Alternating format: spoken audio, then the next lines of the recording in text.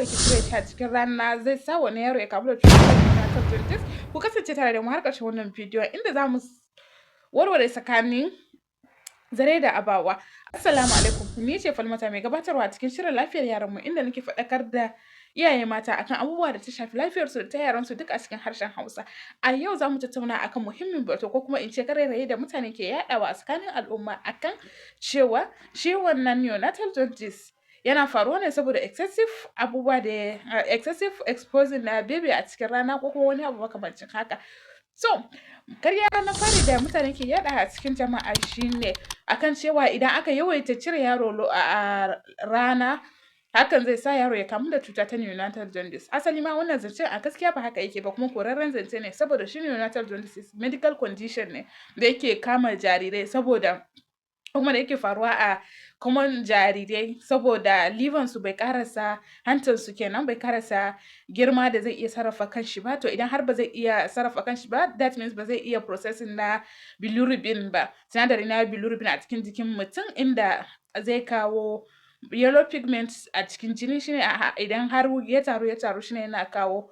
hyperbilirubinemia wanda ana ce mishi increase level na bilirubin a cikin jinin mutum ke. Alaƙar rana da kuma wannan zancen saboda rana ai ba zai je ya affecting kidney kai tsaye ba, to saboda haka wannan zance ta korarre ne idan kin ji ta ki kyale ta ki watsi da ita. Sai kuma zance na biyu akan cewa idan yaro ya kamu da neonatal jaundice ba bai kamata a ce ana shayar da shi ba, wannan ma korarren zance ne. Asali ma idan har yaro ya kamu da wannan cuta ta neonatal jaundice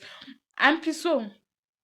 a dinga yawan shayar da wannan jariri akai-akai saboda hakan zai taimaka wajen hydrating na wannan jaririn kuma hakan zai taimaka wajen excreting na high level na bilirubin ɗin through feces da kuma through ban gida da kuma yawan fitsari da dai sauransu. Sai kuma zance na gaba mutane na cewa idan fa yaro ya kamu da neonatal jaundice wannan abin da ya kamata ya yi fa ba wai a kai shi asibiti ba ne. Saboda abin nan na gargajiya ne kamata ya a ce an ɗauki wannan jariri an kai shi wajen mai magani an ba da maganin gargajiya. Ko aida da kike ko na hayaki ko kuma na damawa a shafa a jikin jariri. Wannan zance ba haka bane saboda duk magani da za a bada ko da na asibiti ko kuma na abin nan duka ba magani da za a baki domin ki shafa wannan yellow jikin ya ɓace ko kuma a ce miki ki yi applying lalle a jikin jariri hakan zai taimaka wajen tarwatsa wannan zancen nan ba haka yake ba saboda idan kika shafa lalle ko kuma kika dama lalle kika shafa a jikin jariri zai ɓoye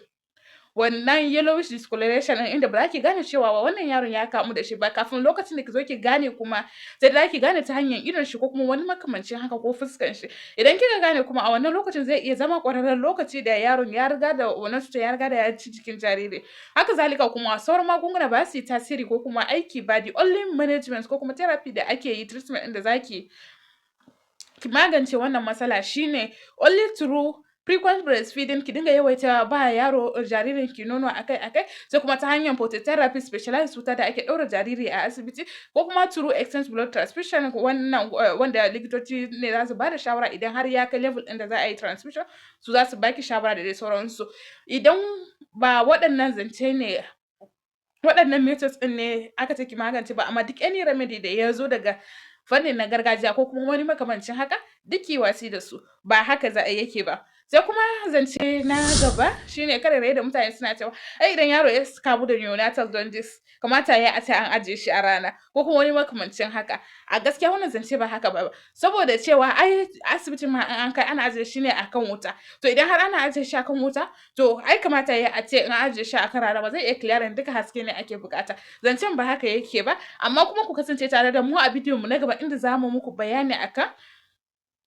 shin da gaske ne phototherapy yana shin da gaske ne idan aka ajiye yaro a rana yana tafiyar da wannan cuta ta bilirubin level abin neonatal jaundice yana warkar da shi ko baya warkar da shi. Amma dai for this video dai za mu ce muku a gaskiya ba a yi saboda idan kin ajiye babyn ki akan rana ko kuma wani makamancin haka akwai wasu abubuwan da ba zai ma yi ba hasali ma sai ya ƙara ko kuma wani abu makamancin haka. Kar ku manta idan wannan bidiyo kun ji daɗin wannan bidiyo sannan kuma kun samu abubuwa masu amfani ku danna mana like sannan ku yi comments in akwai shawarwari da za ku ba mu ko kuma tambayoyinku. Kar ku manta idan wannan ne farkon zuwan ku danna mana subscribe sannan ku danna ƙararrawar sanarwa domin samun sabon shirye-shiryen da zarar mun ɗaura. Bye bye.